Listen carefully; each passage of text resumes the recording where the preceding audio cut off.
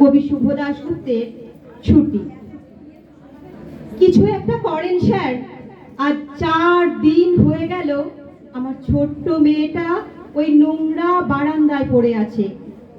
জুতার দোকানের সামান্য মাইনের কর্মচারী নিকুঞ্জ, তার আদরের মেয়ে মামনির কঠিন অসুখ, ডায়ালিসিস করতে হবে। পাড়ার এমএলএ দয়ালু হাতে চিঠি দিয়েছেন মন্ত্রীর সিএকে, তিনি চিরকুট পাঠিয়েছেন আরেক আমলাকে, আমলা নোট পাঠিয়েছেন হাসপাতালের সুপার। কিন্তু গত কদিনে নিকুঞ্জের সমস্ত উদ্বেগ আর উৎকণ্ঠাকে তুচ্ছ করে সে নোট পৌঁছায়নি হাসপাতালে। নোট গেলে বিনা খরচে মামনির ডায়ালিসিস করা হবে। গরিব নিকুঞ্জ সারাদিন মানুষের পায়ে জুতা পরায়, অন্য মানুষকে কাজে ভুল হয়ে যায় বারবার।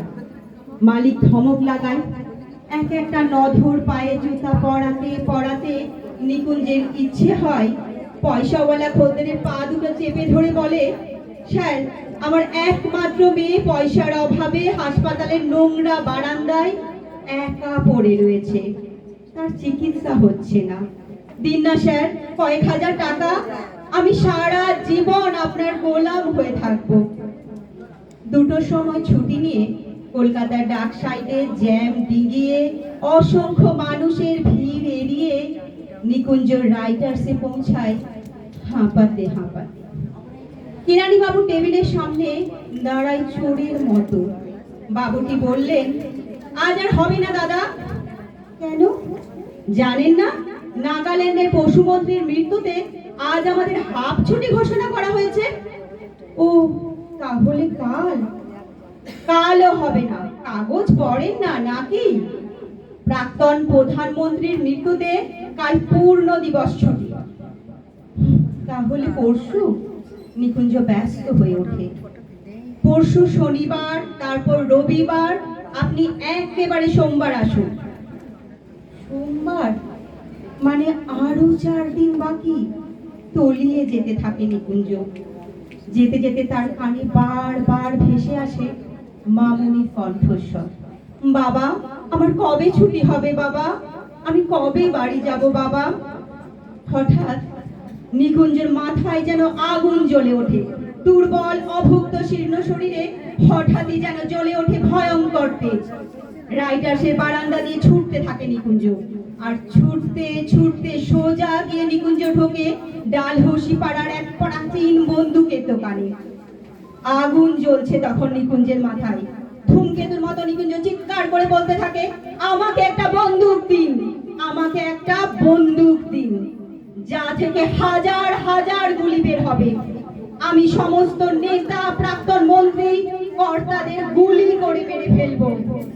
তারপর সারা দেশে একদিনই রাষ্ট্রীয় শোক, একদিনই ছুটি। আর তারপর আমার মামনির ডায়ালিসিস।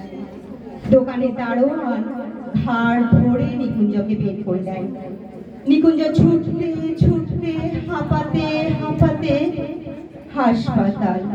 হঠাৎ ঝপ করে লোডশেডিং এর মতো নিকুঞ্জের মাথায় চোখের সামনে সবকিছু অন্ধকার হয়ে যায়। মামনির বিছানাটা খালি। মামনি কোথায়? কোথায় আমার মামনি?